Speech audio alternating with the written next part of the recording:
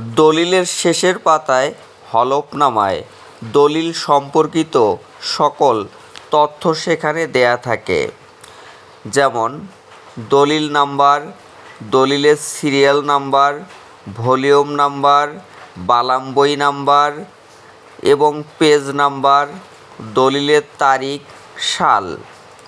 একটা দলিলের যে সকল উল্লেখযোগ্য ডকুমেন্ট প্রয়োজন হয় সবগুলোই একটি অংশের মধ্যে দেয়া থাকে।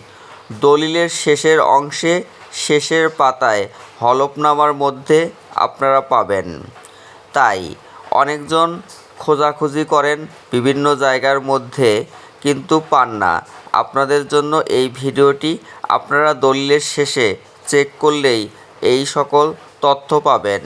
ভলিউম নাম্বার, বালাম নাম্বার, পেজ নাম্বার, তারিখ, দলিল নাম্বার সব একত্রিত এক জায়গার মধ্যে পেয়ে যাবেন।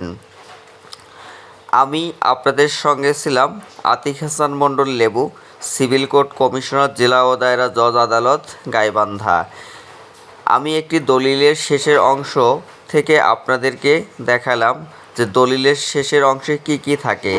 পেজ নাম্বার, ভলিউম নাম্বার, বালাম নাম্বার, দলিল নাম্বার, দলিলের তারিখ, সকল তথ্যই আপনারা দলিলের শেষের অংশে পাবেন। ধন্যবাদ।